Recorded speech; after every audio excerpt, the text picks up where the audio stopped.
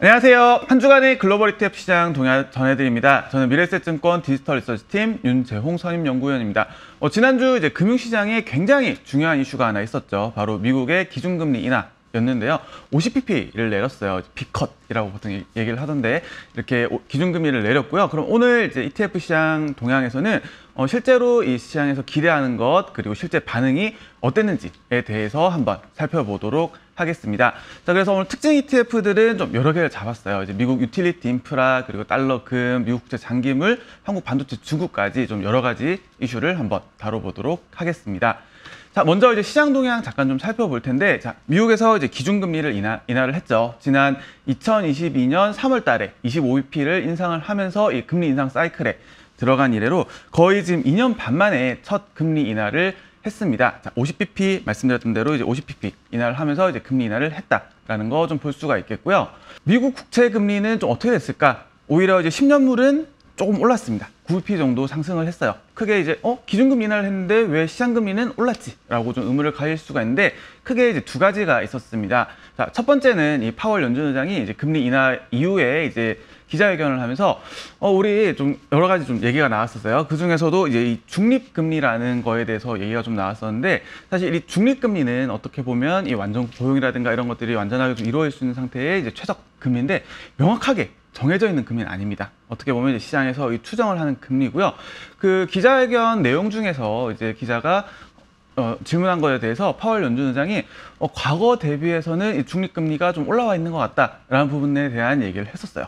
그러다 보니까 중립금리가 올라와 있다. 그럼 이 목표 금리를 이 중립금리로 잡고 있는데 이 중립금리가 과거에 비해서는 좀 올라와 있다라는 것은 이 기준금리의 인하가 상대적으로 좀 느릴 수도 있다라는 부분에 대한 좀 우려가 있었었고요. 두 번째는 이 점도표, 이 연준 의원들이 이 금리 전망에 대해서 점을 찍는 이 점도표가 생각보다는 이제 내려가지 않았다라는 부분. 그러다 보니까 오히려 장기채 금리는 좀 올랐다라는 거 좀 체크를 할 수가 있겠습니다. 자, 그래서 어떤 이 기준금리 인하가 무조건적인 이 시장금리 하락으로 이어지진 않는다라는 거 같이 체크를 하고 넘어가면 될 것 같고요.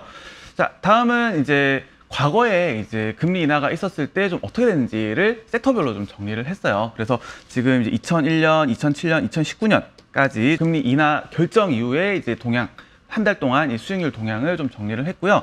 2024년에는 17일 종가 대비, 18일 결정했었죠. 이제 17일 종가 대비해서 이제 금요일까지 동향을 좀 정리를 했습니다. 항목들이 좀 여러 개가 좀 들어가 있긴 해요. 그리고 여기 있는 숫자들은 이 MSCI 미국 대비해서 이제 얼마나 상대적으로 이제 얼마나 올랐나를 좀 체크를 했는데 현재까지 이 4차례의 케이스에서 좀 꾸준하게 미국 시장 대비해서 좀 상대적으로 이제 꾸준하게 강세를 보였던 것은 지금 이제 대형 성장 그리고 정보기술 섹터였습니다. 그리고 이번 이제 금리 인하 결정 이후에는 나스닥 100이라든가 대형 성장이 좀 상대적으로 강했다라는 부분 좀 체크를 할 수가 있겠고요. 자, 그리고 이제 여기 보시는 이 차트는 여기는 이제 세로축은 자금 강도입니다. 한 주 동안 이 자금이 직전주 대비해서 얼마나 강하게 들어왔나를 체크를 한 거고, 그리고 오른쪽은 이제 수익률이에요. 오른쪽으로 가면 갈수록 많이 상승을 했다라고 볼 수가 있겠죠. 자, 그러면 이제 이 자금 강도가 좀 뭘 의미를 하냐라는 거 좀 생각을 해볼 수가 있을 것 같은데, 자금 강도는 사람들의 어떤 자금, 돈이 들어왔다는 얘기입니다. 그래서 이 자금 강도는 다르게 생각하시면 기대라고도 볼 수가 있을 것 같아요. 사람들이 좀 더 강하게 갈 것 같다. 라는 기대감에 이제 들었다라고 좀 볼 수가 있을 것 같고, 이 수익률은 어떻게 보면 이 실제라고 볼 수가 있겠죠. 실제로 어떤 것이 많이 올랐냐. 그래서 이렇게 쭉 만약에 우상향을 한다라는 것은 어떤 이제 기대와 어떤 이제 실제가 좀 부합을 했다라고 좀 볼 수가 있을 것 같은데, 지금 어떤 팩터별로는 조금은 다른 양상이 좀 나타나긴 합니다. 지금 보시게 되면 이 추세선을 그려보면 대략 이런 선이 나와요. 다시 말해서 이 대형 가치라든가 소형 가치, 이런 가치주 계열에는 사람들이 이제 기대감이 굉장히 높았으나 실제 수익률은 좀 상대적으로 높진 않았다라는 부분인 거고요. 어떤 대형 성장이라든가 성장 혹은 소형 성장 계열에서는 상대적으로 이제 기대감은 조금 낮긴 했지만 실제로 수익률은 높았다라고 좀 해석을 할 수가 있다라는 거죠. 특히나 이 현재의 수익률 같은 경우는 이제 17일 금리 결정 전날 종가 대비해서 이제 금요일까지 수익률이다 보니까 실제로 이제 금리 인하 결정 이후의 시장 반응이라고 좀 볼 수가 있겠습니다. 그래서 어떤 성장 계열이 어떤 실제로는 좀 수익률이 좀 더 강하게 나타났다. 반대로 가치 계열에서는 기대감은 높았으나 실제 수익률은 단기적으로는 조금 부진했다라고 좀 체크를 할 수가 있겠고요. 자, 그리고 이제 섹터별로 좀 체크를 하게 되면 어느 정도 이 추세선을 그려보면 약간 이런 식으로 나옵니다. 그래서 어떤 기대랑 실제가 좀 부합을 했다. 그래서 자금 유입도 어느 정도 이루어지고 그다음에 수익률도 좀 실제로 좋았던 거 살펴보면 어떤 경기 소비재라든가 산업재 계열이 좀 될 수가 있을 것 같고, 헬스케어라든가 필수 소비재 그리고 리츠 계열은 오히려 이제 조금 하락을 했다라는 부분까지도 좀 체크를 할 수가 있겠습니다. 자, 그래서 이 금리 인하 결정 이후에 실제로 이 시장 반응은 비록 한 이틀 정도 좀 단기간이긴 합니다만 어떤 성장이라든가 혹은 뭐 경기 소비 이런 쪽으로 좀 위주로 이루어졌다라는 거 함께 체크를 해보고 넘어가도록 할게요. 자, 지금 이제 52주 신고가 종목들을 좀 체크를 해봤어요. 지금 이제 지난주에 좀 신고가 종목들이 좀 숫자가 굉장히 좀 많이 늘었습니다. 그 중에서도 좀 주간 단위로 상승률 높았던 ETF들 좀 체크를 해보면 첫 번째가 바로 이 유틸리티 섹터입니다. 상대적으로 이 금리가 떨어지는 구간에서는 상대적으로 좀 방어력이 좀 높은 형태, 그리고 이 유틸리티 섹터 특성상 어떻게 보면 이익 변동성이 낮고 다음에 금리 부담이 좀 상당히 높아요. 그러다 보니까 이 금리 떨어지는 구간에서 상대적으로 좀 수혜를 볼 가능성이 높다라는 관점이 좀 굉장히 강하게 좀 작용을 하고 있고요. 자, 그리고 이 미국 인프라 지금 보시면 굉장히 오랜 기간 동안 기다가 다시 이제 52주 신고가로 진입을 했습니다. 지금 이제 올해 가장 이슈 중에 하나가 미국 대선이죠. 대선 중에서도 어떻게 보면 이 양 후보 간 정책의 공통 사항이 가장 많이 겹치는 부분 중에 하나가 바로 여기 있는 미국 인프라 쪽입니다. 미국 인프라 좀 굉장히 낙후가 되어 있고 그러다 보니까 계속해서 지금 관심이 쏠리고 있죠. 그래서 지금 52주 신고가를 재차 기록을 했다라는 부분까지도 체크를 해볼 수가 있겠습니다. 자, 그 다음은 이제 달러와 금입니다.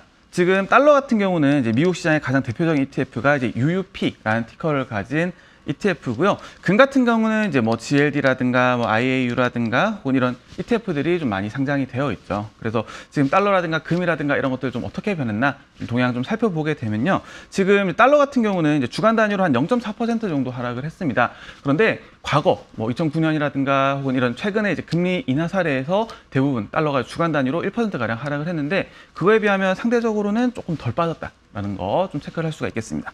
자, 그리고 이제 금 같은 경우는 이제 주간 단위로 한 1.7% 정도 상승을 하면서 지금 최근 10년 지금 흐름 보시게 되면 우상향을 하는 모습 좀 볼 수가 있죠. 사상 최고가를 다시 기록을 했는데요. 특히나 이제 금 같은 경우는 이제 여러 가지 이슈들을 좀 반영을 하고 있습니다. 첫 번째가 이제 미국 경기 침체에 대한 우려, 그리고 금리 인하, 그리고 최근에 또다시 이제 중동 지역의 지정학적 이슈가 좀 불거지면서 지금 이제 금 가격도 다시 재차 상승을 하고 있다라는 거 함께 살펴보도록 할게요. 자, 그리고 이제 미국채 장기물입니다. 이제 국내 투자자분들도 굉장히 좀 관심이 많은 유형의 좀 ETF인데 지금 대표적인 ETF가 여기 있는 이제 TLT라는 티커를 가진 ETF죠.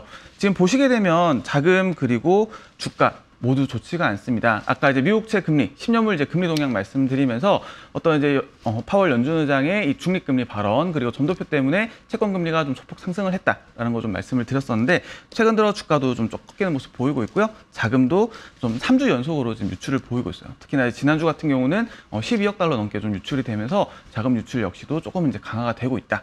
그래서 지금 이제 주로 이제 어떤 유형별로 좀 체크를 해보게, 이제 기간별로 좀 체크를 해보게 되면 지금 미국 시장 내에서는 미국채 단기물 이제 지난주에 좀 자금이 빠졌었고요. 그리고 장기물도 자금이 빠졌습니다. 그리고 뭐 IF라든가 이런 7에서 10년물 이런 중기물 위주로 좀 시장 대응하고 있다라는 부분도 좀 체크를 할 수가 있을 것 같아요. 그래서 어떤 이제 미국 시장 내에서 반응, 자금 동향을 좀 살펴보게 되면 금리가 어느 정도 떨어질 것 같다라는 부분들에 대해서는 어느 정도 공통 의견이 있는 것 같아요. 그럼에도 불구하고 속도는 조금 늦을 수 있고 그러다 보니까 변동성이 좀 상대적으로 적은 중기물 위주로 대응을 하고 있다라는 거 좀 체크를 할 수가 있겠습니다. 자, 다음은 이제 좀 한국 반도체 쪽 얘기를 좀 해보려고 해요. 지금 한국 반도체 좀 굉장히 좀 부진한 모습 좀 보이고 있습니다. 지금 여기서 MDD라는 것은 이 고점, 여기 보시는 이 고점 대비해서 얼마나 하락을 했나라는 걸 좀 체크를 한 건데 지금 고점 대비 하락률이 이제 지난주 금요일 기준으로 한 32% 정도 하락을 했습니다. 지금 이제 2022년에 지금 40% 넘게 하락을 했던 경우가 있어요. 그래서 뭐 바닥은 조금 더 이제 열어두고 좀 볼 필요는 있을 것 같습니다만 여전히 뭐 SK 하이닉스라든가 뭐 삼성전자라든가 이런 업체들 조금 이제 이슈들 좀 짚어보게 되면 어떤 디램이라든가 낸드 가격 조금 이제 고객사들 재고가 좀 쌓인다라는 부분들에 대한 얘기가 있긴 합니다. 자, 그럼에도 불구하고 여전히 좀 반도체 쪽은 좀 관심 있게 좀 보셔야 될 것 같다라는 부분. 특히나 이제 SK 하이닉스 같은 경우는 뭐 HBM 수요라든가 이런 것들 여전히 좀 지속이 되고 있다 보니까 한국 반도체 쪽은 어떤 수출 동향이라든가 이런 것들 짚어보면서 계속 좀 트래킹을 하시면 좋을 것 같다라는 부분 좀 말씀을 드리고요. 지금 이제 마지막으로 말씀드릴 ETF는 여기 보시는 이제 중국입니다. 최근 들어서 조금씩 이제 올라오는 모습 좀 보실 수가 있어요. 지금 특히나 이제 오늘 화요일이죠. 지금 촬영 직전에 또 이제 중국에서 금리를 좀 내리고 이제 유동성을 좀 대폭 공급을 하면서 이제 화요일날 좀 지금 중국 시장도 굉장히 좀 강한 모습 보이고 있는데 이슈들 몇 가지 좀 짚어보게 되면 지금 이제 중국 같은 경우는 지금 실물 경기 좀 지표라든가 이런 것들 계속해서 좀 꺾이고 있는 모습 보이고 있죠. 특히나 이제 부동산을 중심으로 해서 좀 디플레이션이 좀 진행 중이고요. 그럼에도 불구하고 이제 최근 들어서 시장이 이제 조금씩 올라오고 있는 모습 보이는 것은 결국 이 정책 기대감 이 대표적일 것 같습니다. 지금 어떤 유동성이라든가 혹은 이제 기존의 어떤 재정 정책이라든가 통화 정책에 대해서 기대감이 좀 더 이제 강화될 거다라는 부분들에 대한 기대감이 좀 자리를 찾고 있고요. 특히나 이제 중국 본토 그리고 홍콩 시장 이 두 개로 좀 나눠서 좀 접근을 해보면 홍콩 시장 같은 경우는 이 홍콩 달러를 미국 달러에 좀 패그를 연동을 시켜놨어요. 그리고 이제 금리 정책이라든가 이런 것들이 다 따라서 움직이다 보니까 미국 기준금리 인하에 따라서 어떤 이제 중국 내에서 홍콩 시장 내에서 유동성이 좀 더 살아나지 않을까라는 부분들에 대한 기대감이 좀 작용을 하고 있는 것 같습니다. 아까 이제 중국 관련해서 이제 실물 경기라든가 이런 것도 계속 좀 다운되고 있다는 부분 말씀을 드렸는데 그것을 반영하는 좀 대표적인 부분이 여기 있는 이제 중국 국채예요. 지금 중국 국채 ETF는 제가 직접 뭐 투자한다, 투자 대상이다라고 말씀드리는 않지만 이제 지표용으로 좀 참고를 해서 좀 살펴보고 있는 ETF입니다. 지금 계속해서 이제 꾸준하게 올라가는 모습, 다시 말해서 금리가 계속해서 빠지고 있죠. 그래서 어떻게 보면 이제 시장에서는 지금 중국 경기에 대해서는 계속해서 좀 부정적으로 보고 있다. 그럼에도 불구하고 어떤 정책 기대감이 지속적으로 주가를 끌어올리고 있다라는 부분 같이 참고 삼아서 봐주시면 될 것 같습니다. 자, 이렇게 이제 미국 기준금리 인하 결정 이후에 어떤 시장 짧게나마 어떤 시장 동향이라든가 이런 것도 좀 살펴봤고요. 미국 유틸리티라든가 혹은 뭐 미국 인프라 그리고 국내로 돌아오면 한국 반도체까지 ETF들 좀 살펴봤습니다. 이렇게 좀 한 주간 ETF 시장 또 살펴봤고요. 다음 주 이제 실제적으로 어떤 이제 파월 연준의장이 말했던 어떤 아직까지는 단단한 미국 경제라든가 이런 것들에 대해서 어떤 지표라든가 연계해서 시장 변동성이 계속 있을 거예요. 그래서 그런 부분들 체크해서 다음 주에 다시 찾아뵙도록 하겠습니다.